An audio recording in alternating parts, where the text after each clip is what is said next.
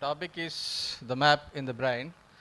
You know, this year's Nobel Prize in Physiology and Medicine has been given to three scientists, Jan O'Keefe, Edward Moser, and Mabit Moser, for discovering certain specific cell types in the brain which encode the navigational aspects called the place cells and the grid cells. Okay. So I'll start with this cartoon wherein you can see this is a homing pigeon and this guy is lost his way. The homing pigeon says, I know way to my home, but I cannot tell you how do you reach your home. So one should know where your home is and then one should know where you are, then you can go back to your home. Or you depend heavily on GPS for each and everything. Okay. So what is spatial navigation? It's in a simple term, it's finding way to a goal. So that means it's a process of monitoring and also controlling the movement of self in space from one place to another. So you basically need two important things. You should know, you should have the sense of position where you are, and you should have the sense of direction, which direction you are facing. If you know these two, then you can plan your movement, and then whatever you move with reference to external directional references like the landmarks, or the sun in case of birds, or the information coming from your vestibular system, which will tell you which way you are looking at. This angular velocity will update the direction. And then also the thing called as a path integration, that means how much you are moving, which direction you are moving, and what speed you are walking. Okay. And then the nearby things, which are kind of objects or any landmarks which are around. Okay. So usually in general, there are like two strategies you can say, the geometric strategy and the path integration strategy.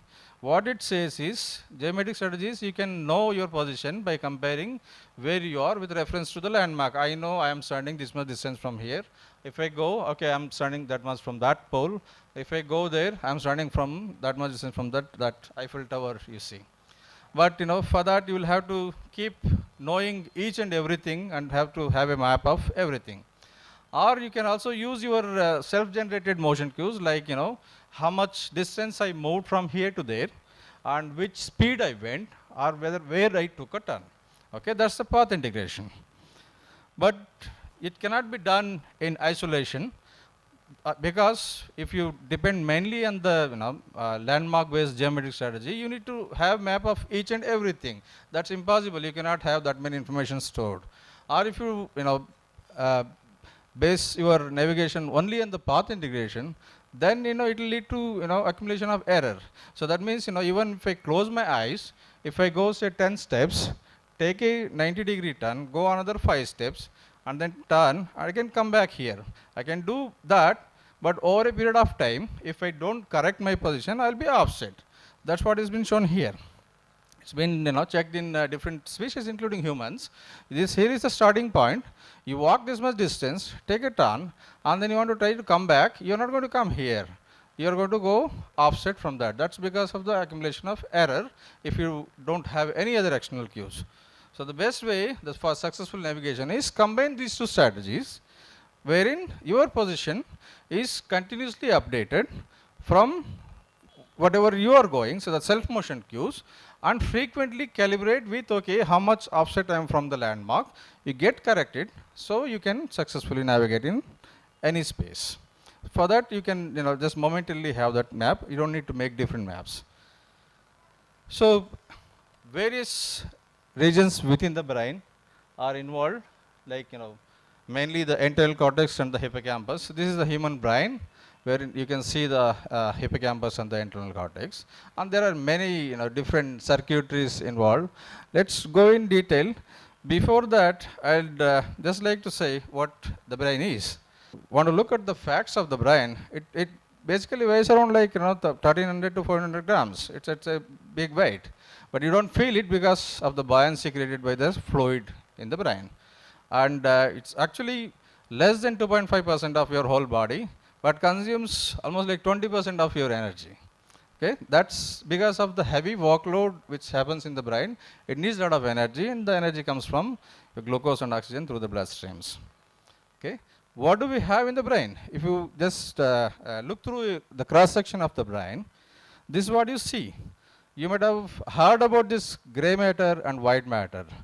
What is the gray matter? Gray matter is made up of the cells, and the white matter is the fiber tracts which connect these cells. And there are various regions which contain cells, and then the tracts connect to other regions. If you go further, what those cells are, unlike other body cells, the cells in the brain are called the neuron. You have a well-defined cell body, and the processes called the dendrites. Then one of the processes extends, known as the axon, and this axon is usually myelinated, covered, kind of insulated in the central nervous system. And then this neuron connects to a next neuron. That's how the information from one neuron is passed on to the next neuron. Okay, so these are the neurons. You can see some of the facts. There are around 100 billion neurons in our brain, and then it makes synapses onto other neuron. So that's going to be 100 trillion synapses. Okay, if you just try to measure the length of these processes called the axons and the fiber tracts, it runs into around like 3 million miles. So that is the capacity of your brain. Okay, along with the nerve cells, we also have another type of cells called as the glial cells, which are almost like 10 to 15 times more than the number of these neurons, which help in supporting these neurons and also nourishes this. Okay, so coming to the human brain, the brain is divided into kind of mainly the 4 lobes: the frontal lobe, parietal lobe, occipital lobe, and the temporal lobe. And then there is hemispheres. This is the central sulcus. If you are looking from the top of the brain, so this is the left hemisphere and the right hemisphere, and these lobes are present on both sides. Okay, so let's look into the functions. Mainly, all your decision making, the reasonings, and the personality of a person, and formation of memory and emotions are controlled mainly by the frontal lobe, whereas the parietal lobe, which is present here, is involved in sensory perception and integration of the sensory inputs. It's also involved in spatial awareness and the perception of the space. And then the other property is called the proprioception. That's awareness of the body parts in space and in relation to each other. All our human body, different parts of the body are represented in this parietal lobe, mainly the somatosensory cortex. It's called the sensory homunculus. Okay. Then the occipital lobe, it's mainly involved in processing of the vision and the different visual stimuli, like the shape of the stimuli or the motion or the contrast, those kind of things. Then you have the temporal lobe, which is mainly involved in learning, memory, hearing, smell, and various types of emotions. Okay. So and also the cerebellum, as I told you, is involved in balancing and notion. And there are some specific lateralization, like certain functions are controlled by the right hemisphere, and certain functions are controlled by the left hemisphere. Especially all your spatial related things, spatial recognition and face recognition, it's controlled by the right hemisphere, whereas your language, comprehension, reading is mainly controlled by the left hemisphere. And certain other like motor tasks and all the control of the right side of the body parts is controlled in the left hemisphere. The left portion of the body is controlled by the right hemisphere regions. Okay, so we have the sensations, which are the bottom up processing, like we get all these sensations through the nerves to the central nervous system, and then we perceive it. The perception is the top down processing, like the brain knows, and then we appropriately now form actions for that. So basically it's a interpretation and organization of this sensory information. So do that. So You know, there are major 5 senses. Your touch is mainly controlled in proprioception, that's the somatosensory areas, and then the taste through the gustatory cortex, smell through olfactory area, hearing is this is temporal lobe, and then the vision. This is standard 5 senses we have. Then I will tell you something about the 6th or maybe the 7th or the 8th and 9th. So these are the things which are involved in spatial navigation, those kind of things. It's mainly the vestibular. So the information coming from the vestibular organs here, when you turn your head, you know that angular velocity gives information to the brain that how much clockwise you have turned, how much counterclockwise you have turned. Okay, how much up you have turned, how much down. Okay, that information is passed on to the brain mainly for the balance and motion. That's why we don't fall off, we just walk straight, so we can balance. On the proprioception, as said, the information about the body parts which goes to temporal lobe, and then the temperature, it's the heat sensitive throughout the body and goes to sensory cortex, and then the pain. So these are the other senses. As I said, the vestibular and proprioception, these also play a major role in understanding your movement in space. So most of these studies are done in animal models, whereas we can study many things in animal models which cannot be done in human beings. And as we can see, just like humans have a good brain, well defined, sensory areas, motor areas, and the associations areas which associate both sensory motor functions. Even the chimpanzees have, cats have, rats have, right? So and the region which is involved in learning and memory, the hippocampus and the parahippocampal gyrus, the very equivalent is also present in the rat brain. So this is how the rat brain looks like. This is the whole brain, and I have just cut here they expose the cortical region to show you an area which is kind of C-shaped, starting from the anterior all the way to the bottom of the brain. So this is called hippocampus. It's kind of seahorse type. The seahorse, which is an animal, is called as hippocampus. That's why this area gets the name hippocampus.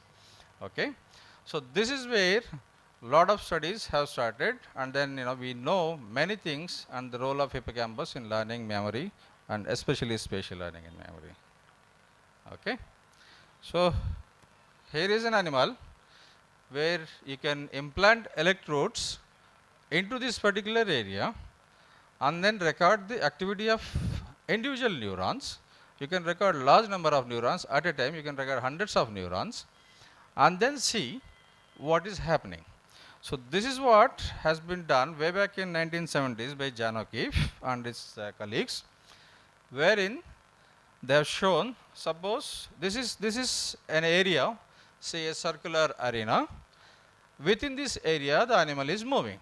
This line shows the movement of animal through this space. Okay, the animal starts moving from here, say A, it goes to this place B and then makes a turn, comes to C, goes forward D, then goes up, comes here. So animal is just making the movement. So we record the neuronal activity. What is here at the bottom is the spikes, the neuron firing recorded when the animal is moving through this space. When the animal starts here at A, very few spikes, then nothing here, is not firing. When it starts coming near this area, the B, the area which is circled here, starts firing and it fires continuously and then stops suddenly as soon as it's out of this place. Okay, this is called as the place field of that particular cell, which they termed as the place cell. Okay, then it goes to other areas, it doesn't fire, very few spikes whenever it's on the other side. Then when it comes back to this area again, you can see the cell starts firing. So what it is showing is, whenever that animal is coming to this particular area, this specific neuron fires, and when it is out of that area, the neuron does not fire. So this is the place field. This is encoding the specific location within this environment. So like this, there will be another cell which may be firing here, another cell which may be firing here, another one may be firing here, like this throughout the environment. At any given point of time, there will be neurons firing which encodes your current location. Okay. So this is what is being termed as the place field. These are called as the firing rate maps. If suppose if I say I've recorded in this square rectangular box, and then animal is moving around, I am looking at the firing pattern of a single neuron. The animal fires maximally. Red is maximal firing. Blue is zero firing. It's not firing. So this particular neuron has a field. It fires in this, but at a lower rate here. As it goes near the field, the firing rate increases and reaches the maximum. When it passes through it, the rate goes down. So this is a firing place field of a single neuron. Like that, completely it gets filled up with firing of different neurons. So at any given point of time, almost like around 20 to 30% of the hippocampal neurons encode this space. Okay, so these are all the neurons which are present in the area which is called the hippocampus. Okay. So this is what I have been showing. Suppose you are recording in this area with just a single cue card, the animal is connected, a single neuron fires here. These are all different neurons recorded at the same place. One neuron fires here, other one fires here, other one fires here. So whenever animal goes to that particular area. So this finding led them to propose that the hippocampus might form a cognitive map, just like your any of the other maps, the grid things. It forms, okay, I am in this location. This is how the firing pattern will be. So it has a map of that area. You take this animal out, and then bring him in back and put him again in that same area. Same neuron fires at same place. Okay, that's how the animal knows I am in this particular area. If you do changes to that, the pattern changes. That I'm going to show you now. Okay, so this is what, even if you bring that animal into same environment after 10 days, after 40 days, it fires at the same place, including the same area. Okay, there's another set of cells which are called the head direction cells, wherein whenever the animal is looking at a specific direction, a neuron fires. When it turns its head, this neuron stops firing, another neuron starts firing, encoding that particular direction. So you have at any given point of time which direction I am looking at. Okay, I think here I'll just like to show you this movie, which will make it very clear. This is a place cell recorded from this animal walking on a circle. You can hear the spikes firing when the animal goes to a particular area. Okay, observe here when the animal comes. Did you hear that sound?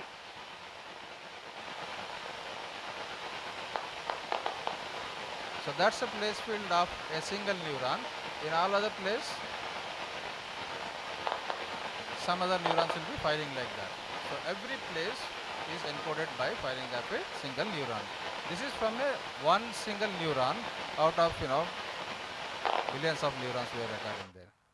As against that, if you look at this one, you look at the animal moving around.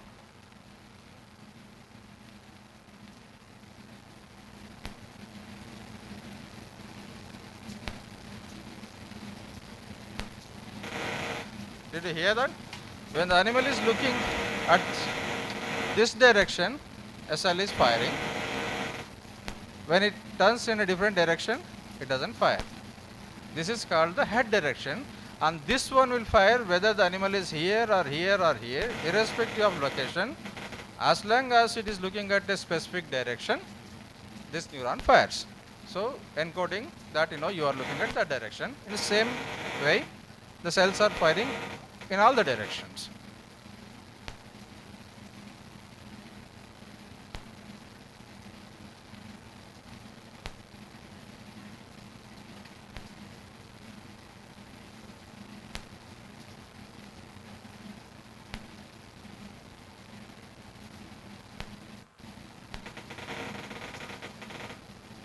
Okay, so that's the difference between a place field and a head direction cell. So with that in mind, I'll tell you other type of cells. So these head direction cells are not present in one area, where it's present in different brain areas. So this is the rat brain, and this kind of different cortex, retrospinal cortex. There are certain nuclei within the thalamus called as anterodorsal thalamic nucleus and postsubiculum lateral mammillary nucleus. So these are different brain areas, but through these different areas, this head direction cell activity is given into the hippocampus. Okay, this is basically generated from the angular velocity. How much I have turned, which way I have turned, and then what speed I have turned. So that is converted into a directional activity. Okay, and that's how the cell is firing. Then suppose if you turn your head, that particular firing shifts to different direction, and then at any given time of time, if you think these are all head direction cells encoding different firing directions, at this direction this cell fires maximally, this one lower, this one very low, this does not fire because it's not facing in the direction. The moment it starts turning, now you see a different one starts firing, and then the whole activity bump kind of changes like that. Okay, so anytime which direction you are looking. So this is an activity from a single neuron, which Professor John O'Keefe and the Maybritt Moses and then Edward Moses recorded in the brain area, which is input to the hippocampus. It's called as the entorhinal cortex, wherein this particular neuron fires at one place and then fires at regular interval at a specific distance and specific direction, fires again, whenever the animal is moving in this particular direction. If you look at it overall, it kind of looks like a grid. That's why it's termed as the grid cells. So he is Professor John O'Keefe, who found the place cells, and Edward Moses and Maybritt Moses, they together found the cells called the grid cells, which are an input brain area to the hippocampus. So that's why they got the Nobel Prize this year. Okay, so if you are looking from the back of the rat brain, here is where the area is called as medial entorhinal cortex. If you take the cross section of this brain section, this is how it looks like. It starts from here and all the way down.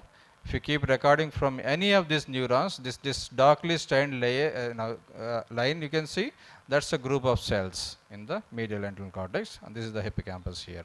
So this type of information, this grid cell firing, is projected onto the hippocampus, which has the place cells.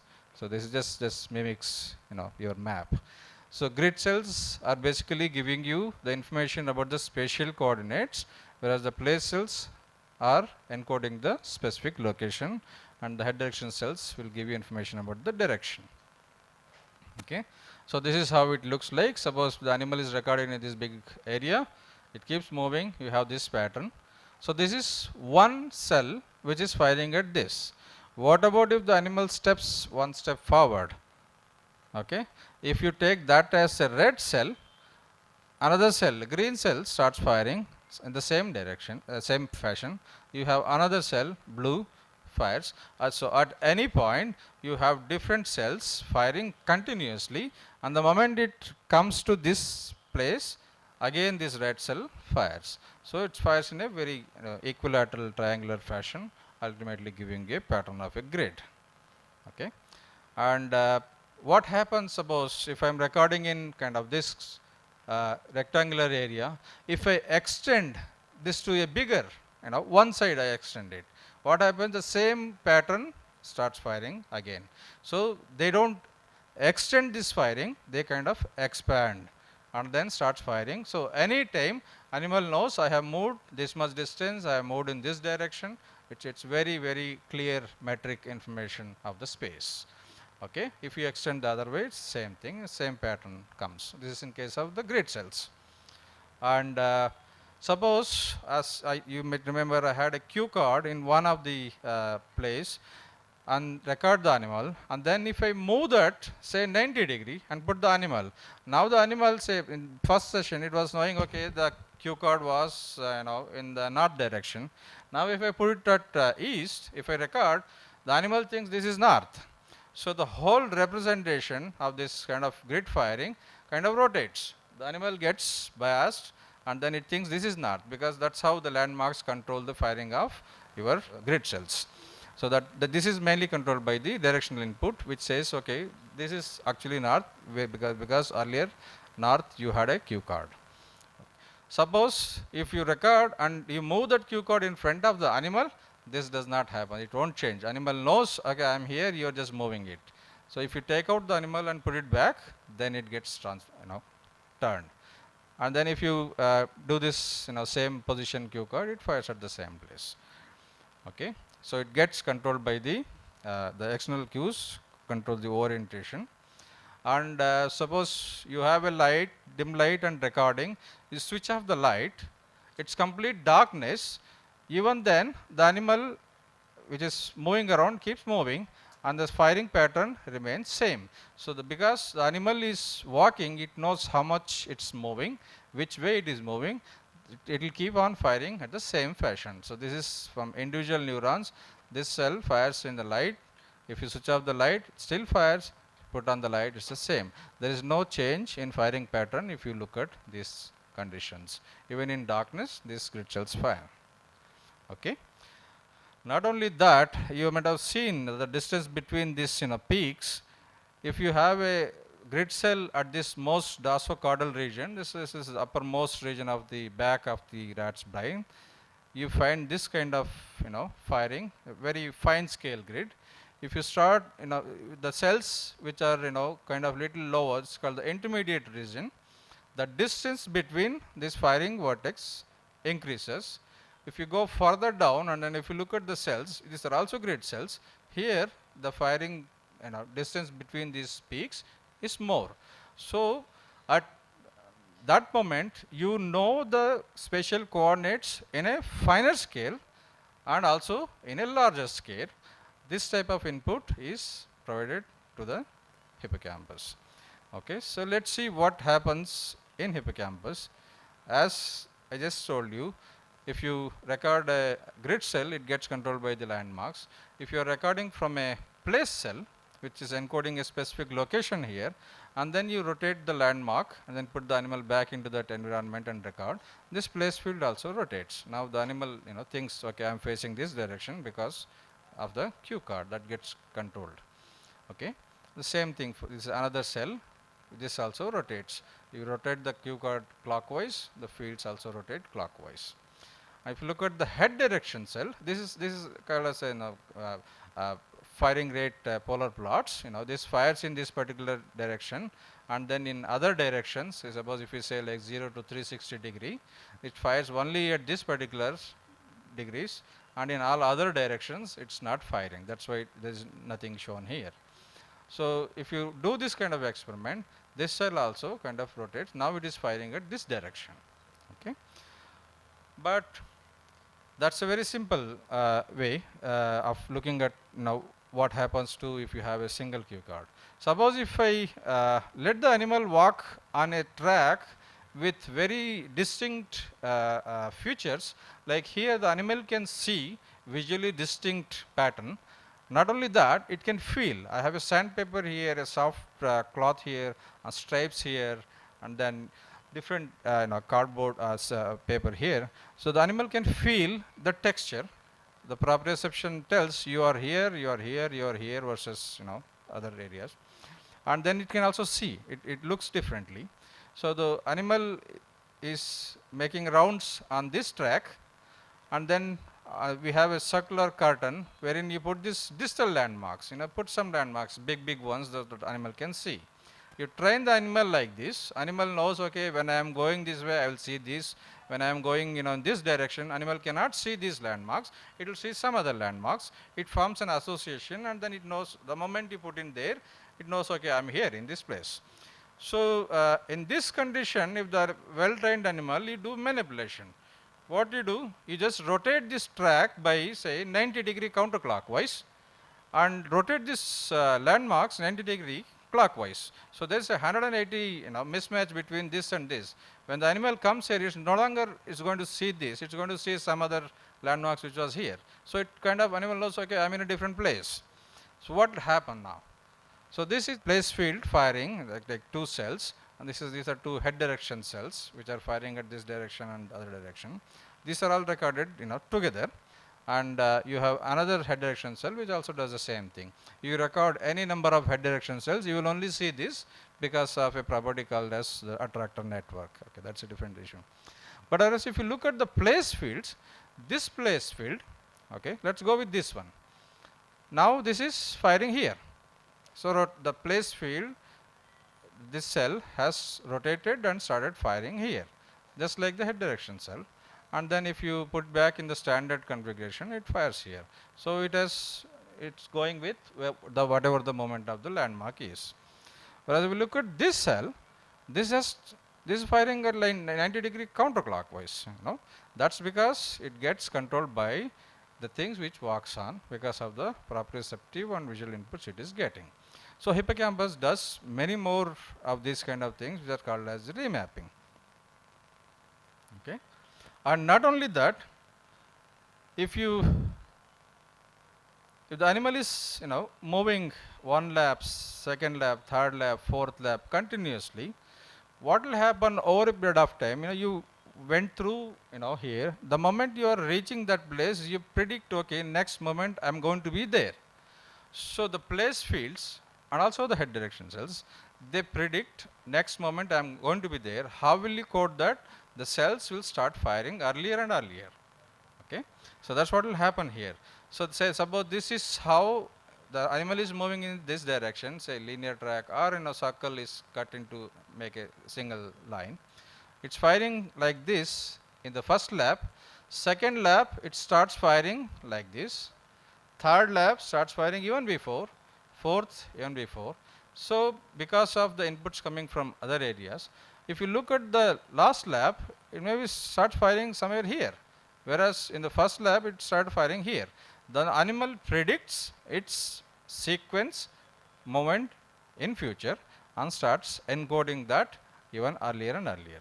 So this is what will happen. So suppose this is the place field in the first lap, this is the place field in the last lap, 15 lap or 20 laps. Same thing happens to the head direction cells. This cell starts firing at this direction, and over a period of different laps, it will start firing earlier and earlier. So there is a learning happening, and this learning is, it's a result of hippocampus and then the activity in the thalamic areas. Okay. And I also said not only they do this, suppose you have like two situations, it's you put an animal in a room A and record in another room B. Okay, these two are different rooms. So I'm here in this place, I'm going to be there in the different place. I recognize these two are different places. The animals do. Animals also do the same thing. If it is entirely different, what happens? This is one cell which is not firing in this room, another cell which is firing more, another cell. If you record the same neurons in a different room, this which was not firing may start firing here, which was firing in this room, now it knows it's a different one, it will not fire, or it may fire in a very, very low rate. Okay, the animal distinguishes between different environments. That's how it forms a different map. Suppose if you make very small change, okay, this is same region where you're recording. It's a white box, it's a black box. Everything remains same area, same shape, same geometry. So you look at these three cells. So these two cells are firing at very maximum. All these gray lines are the animal movement, where the red is whenever the neuron is firing, the spikes. So these two are firing more, and this neuron is not firing much. Here in this black box, they are firing at the same location. This neuron, this one, and this one. But this is firing at a very low rate, and this one which was firing low rate in this context is firing at higher rate. So, and this one also reduces rate. So this kind of animal knows I am in the same place, but there are some modifications. So those changes are also incorporated in a term called as either the global remapping or rate remapping. If the changes are too much, it knows, okay, this is entirely different, it forms a new map. If the changes are very minimal, it will make adjustments to the existing map by changing the firing of neurons. Okay. The other interesting thing is, suppose if the animal is running in this linear track, say this cell fires here, it fires further, another neuron fires, goes further, one more neuron fires, and it goes there, it sits there, we gave a chocolate sprinkle, it happily sits and eats. So what's happening in the rat's brain now? These neurons which were firing in this sequence, when he is sitting and thinking about the path he has taken. Now you look at the sequence of firing. Green starts firing first, red next, blue next. Now the animal is not here in this place. It's sitting in one place, but he's thinking about it, and this neuron starts firing. So this is called the temporal sequence encoding. The hippocampus is known for the sequence encoding. Not only this, you do these kind of experiments and then allow the animal to sleep. When the animal is sleeping, you record from these neurons again.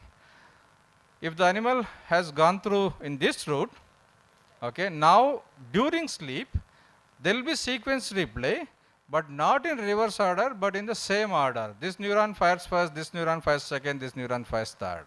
When the animal is sleeping, when he is not on any of these behavioral operators. So during memory, during sleep, whatever you have learned during the day gets consolidated and then transferred to a permanent memory. So the memory consolidation happens in the hippocampal neurons when we record in the animals also. Okay. So I told you about like different types of cells, the place cells, the head direction cells, and the grid cells. Let's quickly go through this. There's another thing called the border cells. You should know how much distance you are from this. Otherwise, I cannot plan my movement. I'll fall down. So I know I'm this much distance. I can walk properly. So that's what will happen. In the internal cortex, a cell which fires at this particular border, or you may have a cell which fires at a different border. You extend the border, now the cell fires here at the far end. If you extend it in another way, it keeps firing throughout this wall. Okay, the animal knows, and there are cells which encode your distance from the borders. So this is there. So the fun experiment is you just put barriers in between. Okay, because these cells are irrespective whether you are recording in a square arena or a circle. These borders, they just keep firing to tell you how much you are distance from. If you insert a border, say in case of this cell, insert a border here, nothing happens because it's not firing at this border. But if I put a border here, that's what is here. This cell which was firing at this border will also start firing at this border because it knows, okay, already the edge has come, so that's why it fires. Whereas the grid cells will not get altered by this kind of thing. This is a different set of cells called the border cells, and the same thing is there in another area called as the subicular complex. Same, the border, it encodes fires, and the firing rate tells you how much distance you are from the border.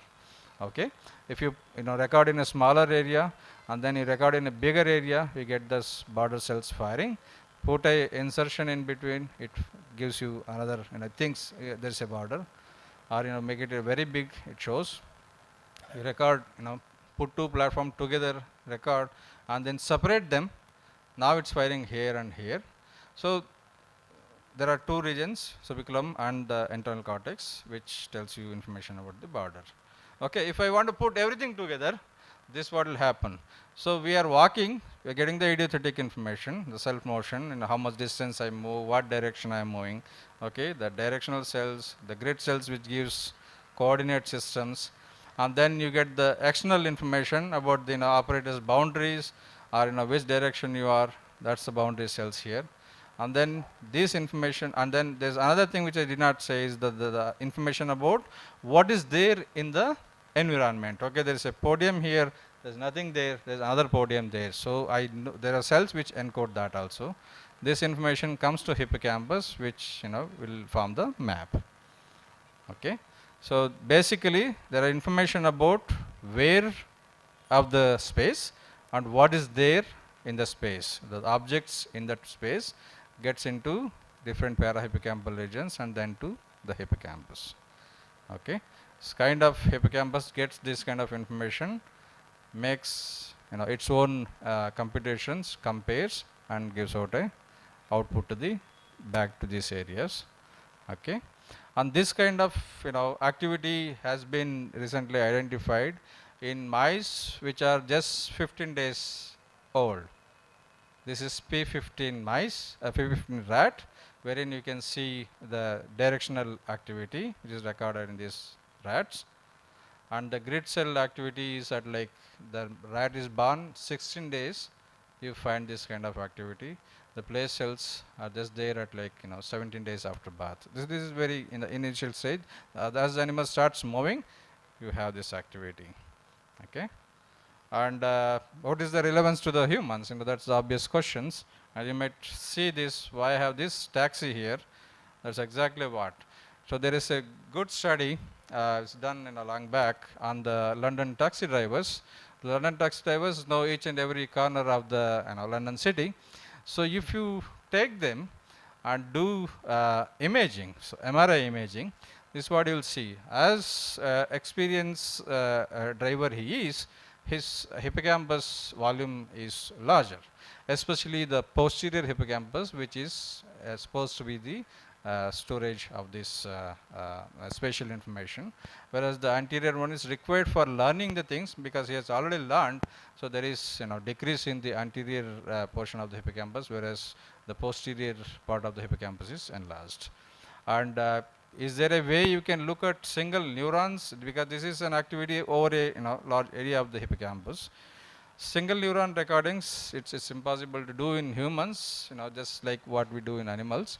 So there is only one option, which is due to clinical complications.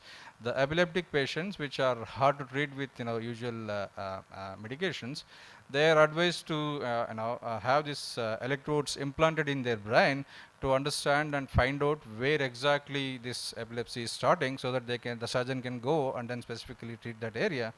So in patients, epileptic patients who have electrodes implanted in their hippocampus and internal cortex, if you the patients are there in the hospital, you can ask them to do this virtual reality task. So basically the patient is sitting and just playing the video game. So you tell him, you go to this particular shop, take this particular route, they go through these different areas just like what you all do it. If you do that, then keep recording from the single neurons in human brain, you can see certain cells fire when that particular subject sees specific place.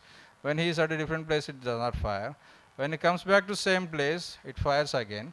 So in that way, then overall, if you quantify, there are good number of cells which are called the place responsive cells in the hippocampus as compared to the other brain regions. That means even in humans, there are neural correlates what we are observing in the animal studies.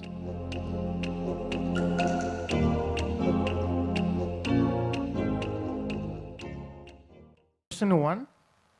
Sir, you say the memory consolidation happens during sleep. Does it mean that if there is no sleep, no memory consolidation happens? Or it means that if we sleep more, there will be more memory consolidation? Number 1. Question number 2. Sir, will you please explain how memory and brain works together? Are they separate domain or they are complement to each other? And how the memory and brain works differently for kinesthetic learner, audio learner and visual learner? My question number 3. So according to multiple intelligences, we have 9 intelligences. So and they have different locations in our brain. Will you please explain what are the locations of the multiple intelligences and how they can be ignited so that children can learn? And the last intelligence is the spiritual intelligence. So far, there is no evidence the position of this intelligence position. Thank you if you can give this answer to me. I think your last 2 questions I may not be able to answer clearly because I am not an expert in that. Because these are very complicated. Everybody thinks about it, and we don't have a clear answer to that. About the seat of intelligence, spirituality, consciousness. These are very difficult to explain as and today. Okay. The first 2, the first one was about consolidation of memory and the sleep. Okay. So there are studies wherein if you sleep deprive a person or an animal model, it cannot form memories. Okay, animal or people learn some task. If you don't allow them to sleep, then the consolidation doesn't happen. If you test them after, like say 24 hours or 48 hours, they will not be able to do it with that accuracy. Okay, so sleep is required for consolidation, right? Sleeping more, will it help? I would say no. You need to sleep whatever minimum required time required for that. Especially it varies. Kids 6 to 8 hours. Some people sleep less. Some people sleep little more. Just on average, that if you sleep, say if you think I can have more memories by sleeping more, that's wrong. And what is the other one? Memory and brain, right? So there are different forms of memories. Okay, especially it's called as explicit memory and implicit memory. Explicit memory, wherein the subject has to have his conscious involvement, is heavily dependent on brain regions, especially memory of episodes and facts which are dependent on the hippocampus. Whereas the implicit memory, wherein you don't need to be consciously involved. Say for example, driving a cycle or riding a cycle or doing some tasks which you don't need to involve your brain in that. So these are called as a procedural memories. Okay, so for that it doesn't require the involvement of the brain. Whereas the explicit memories, wherein you need to compile different aspects of it, unconsciously involve in forming those memory, you do need the involvement of specific brain areas. Is that fine? Sir, good evening, sir. I am from DMS RI Bhubaneswar, Odisha. My question is, schizophrenia is a disease of a brain related. Which cause it happens? What are its remedy? What way it will be checked? What happens inside the brain during this disease? What happens to yeah. So see, this is a mental disorder which is having some genetic basis, and also due to various psychological events which are happening. So we are still looking at. I don't work on that. Okay, this question will be better answered by a medical person rather than a scientist. Okay, so there are various molecules in the brain which are involved, especially the neurotransmitters. Okay, and then the excitation and inhibition has to be balanced at specific brain regions. Okay, if they get imbalanced and there is problem in the neurotransmission, it leads to kind of short circuit of the brain network. So he will not be able to comprehend things properly. So that leads to schizophrenia. There are certain medications which basically the psychiatrist will prescribe for that. Good evening, sir. I'm from Mizoram. I have two questions. First of my question is our brain need to be worked properly for a second? Means how many sectors of second needed by our brain to work properly? How many sectors of second needed by our brain to work properly? Can we calculate the speed of brain function?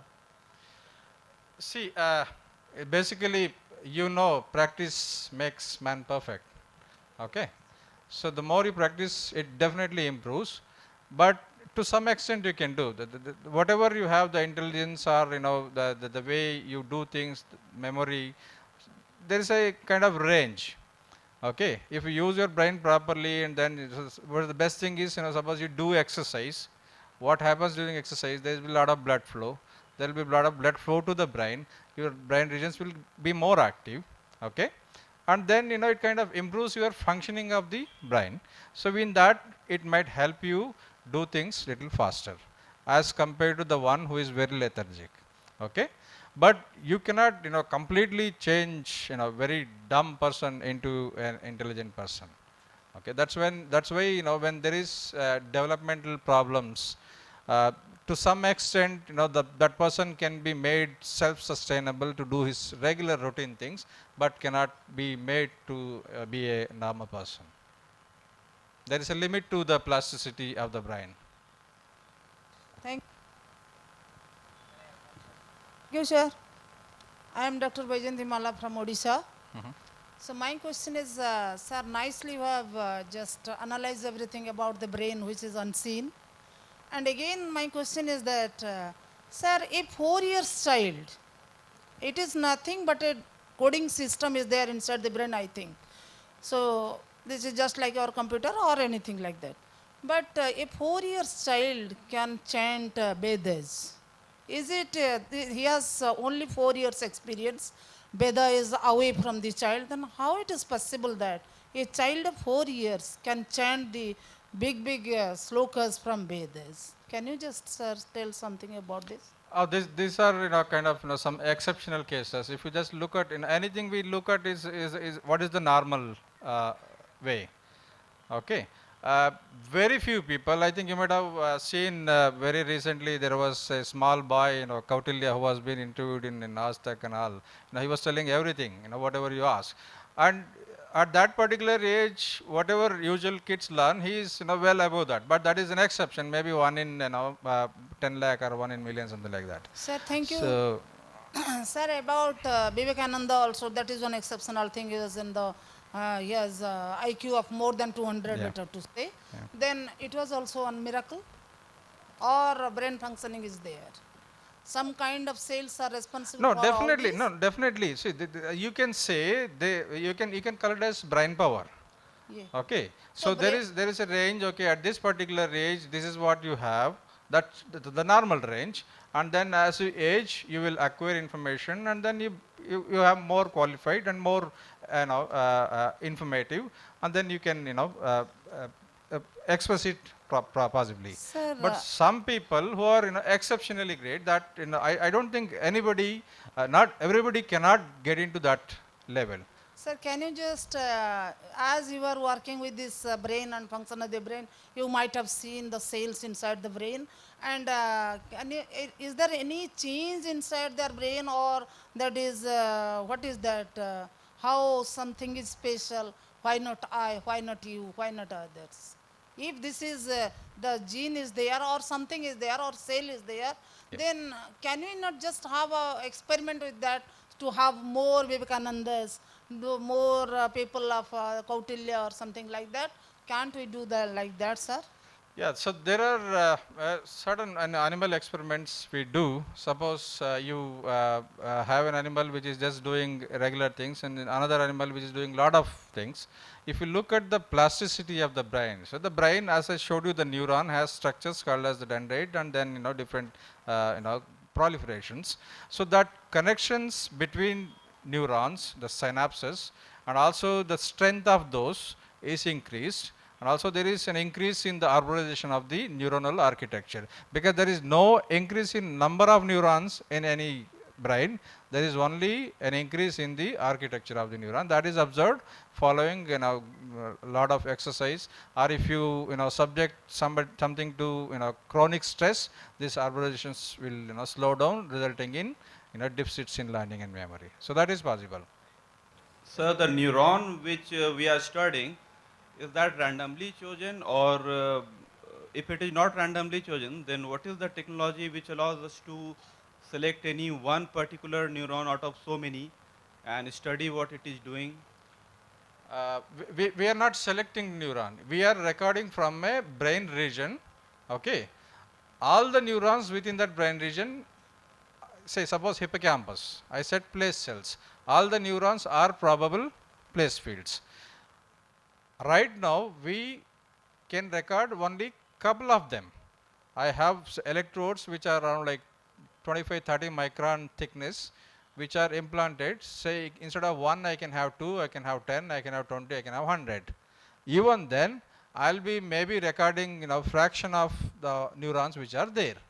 Based on this, whatever observations are there, it kind of generalizes, and we are not recording all the 100% thing.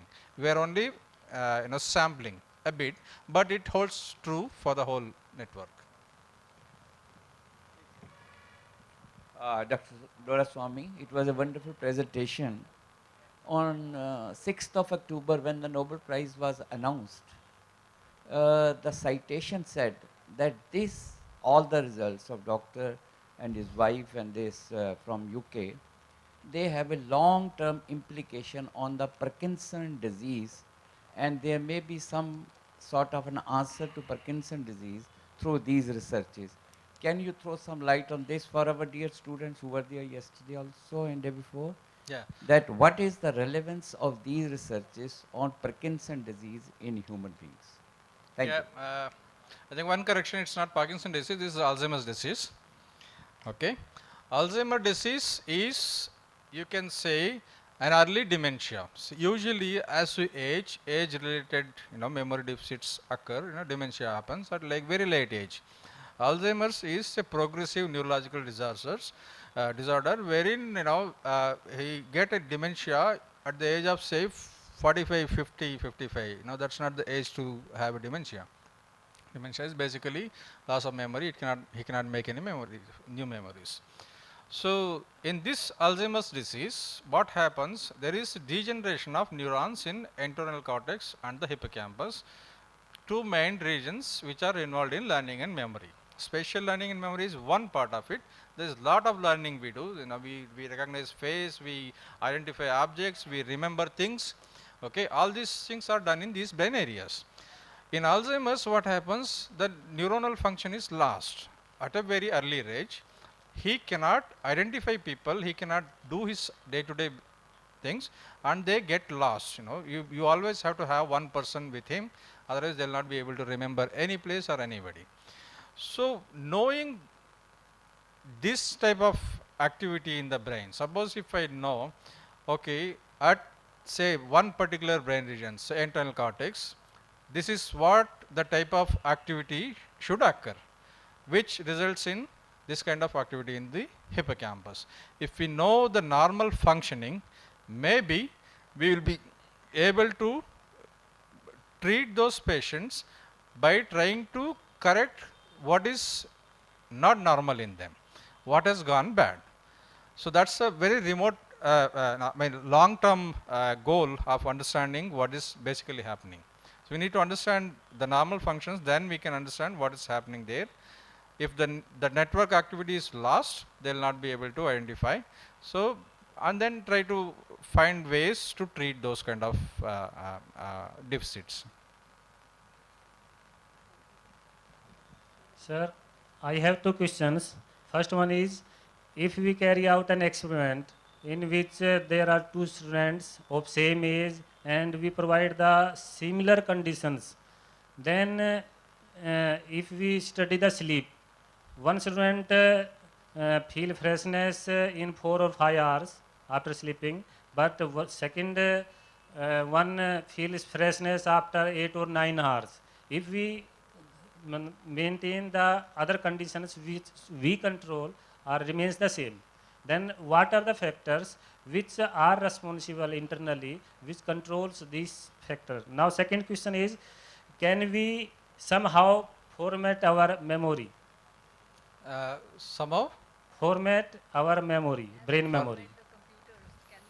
Like computer.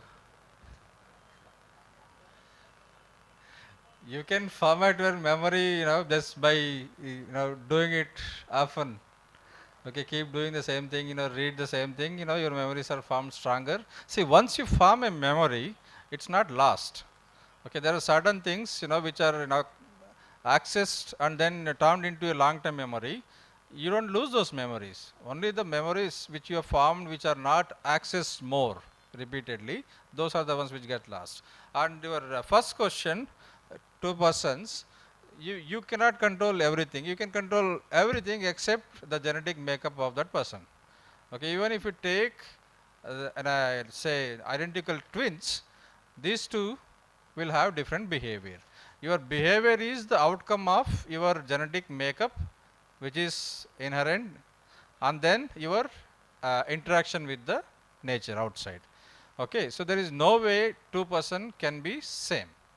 You can bring them up to some level, but you cannot make them identical. Is that fine? Sir, myself Ananya Kumari Pradhan from Odisha, and my question is, can animal like cat, dog see dreams like man? Yes, they do. They have dreams. Please explain about it. They have dreams. That I told you that when the animal say walks in one sequence, suppose you have this neurons firing, that's we know it's at that particular behavior is encoded by the firing of a neuron. When the animal is sleeping, okay, so this same thing is repeated. Animal is not moving there, so that's one thing, okay.